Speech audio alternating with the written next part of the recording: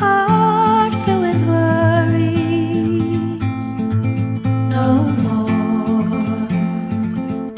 In a world full of sorrows, what for? You watch the world from the place beneath the willow, the willow. So many years. What's up, people? Welcome back to the vlog, man. It's Q&A time. So long. I was supposed to do the Q&A video like as soon as I asked the video, or I put up the video about the Q&A, asked the questions down below. It should have been like 3 days or 4 days or so. But here it is, it's like over a month now, so sorry. Let's get into it. So the first question is by Poker Priest himself. He is also a poker vlogger, and I'm going to link him down below. He asked, what is my name? Well, my full name is Edelbert, but you can call me Ed. I know, you don't even want to get me started on my last name. The next question is asked by Woodman 0751. I don't know what those numbers mean, but we'll just call him the Woodman. He asked, do I own my truck? No, I do not. I drive for this guy out of Las Vegas. So that's probably why I've been in Vegas so much, or I go to Vegas so much. So, but no, I don't own my own truck. I wanted to before when I first started trucking, but now it's like I really don't want to. It's just so much work, It's just trucking is so much work as it is already, and owning your own truck, I could not even imagine, So that's quite a bit of questions. But anyway, biggest win in poker in one session was 1200 profit. And this was in Afghanistan. And the biggest loss in one session was actually that Caesar's Palace loss, which was 860, I believe, a month ago. And I took that break. So, did I used to play anything other than poker? Yes, I tried blackjack. Wasn't successful at that. Advanced blackjack is not here. So, craps, no. Roulette, yes. And some slot machines. And we all know how that turns out. So, it's never a good idea. Never a good idea. And his other question is, any interesting trucking situations? Basically, interesting trucking situations. I would have to say driving in Wyoming. There's this route. I cannot remember what the U.S. highway was, but they have this hill. It's called what is that? Oh, Bighorn. I believe it's called Bighorn. Man, let me tell you. Wow. This when I first started trucking. It was insane. It's a truck route, and I did not realize that you should not take a truck up there. It doesn't matter if you're empty, loaded, or whatever. You can only go like 15 miles an hour on the curves. The curves are so tight that you're climbing up this hill that you could easily hit somebody that's oncoming if you don't take it really slow, especially with a 53-foot trailer. So it's never a good idea. And that was the most interesting thing. It was beautiful up top when I got to the top, but nevertheless, I would not do it again with a truck. I would be scared with an RV, let alone with a truck. So okay, and then his next question is, what's the hardest thing for me to learn in trucking? I would have to say it would be routing, learning your route, paying attention, like planning. See, in trucking, you don't just get in and start driving. Not a chance that you can just do that. That's when you start making mistakes. You have to pre-plan your route.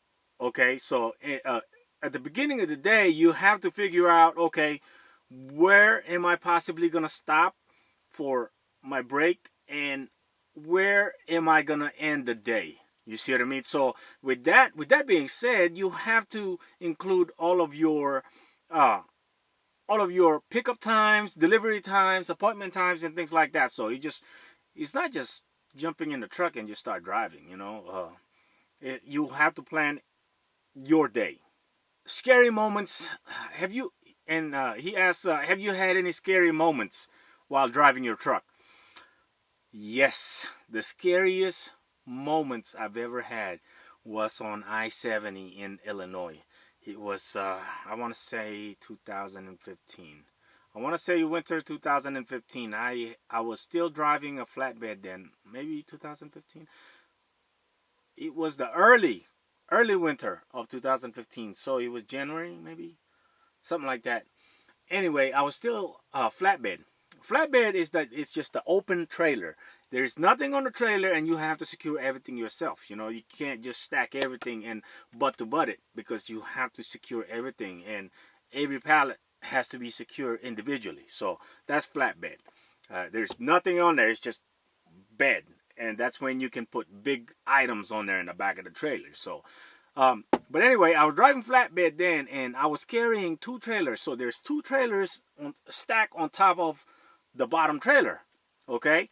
So it was winter, and man, black ice on I-70, and I started drifting. The trailer the tractor, which is the truck itself, it started doing this, and the trailer was still going straight. So what I did was I hit the trailer brake. I had a manual lever for my trailer brakes, so I slightly hit it, and then let it go really quick, and then it pulled the truck back into the onto the road. Auntie Jane, so I'm thinking that's Aunt Jane or whatever. Anyway, do you ever get lonely on the road? Believe it or not, I do not. I do not. I enjoy every moment of it. Every time I go into a place, even though a place that I've already been to so many times, it doesn't bore me out. It really don't. And I love driving. I don't know. I just love driving. I love the adventure of it. So. The next question is from James Pitchford. He asked, what is your ultimate goal in life, poker, and vlogging? Where do I see myself in 10 years? So basically, long term, we call that a long term. Short term, probably anything 5 years and below, So I have nothing but short terms. I mean, short terms, What I have learned in life, man, is that you plan things and things don't go the way you planned them, is that you get disappointed. Okay, this next question actually, anybody that shows their support for the veterans, military members, whoever, future military, you touch me. It's just, listen, if you see a military member out there, thank them, shake their hands.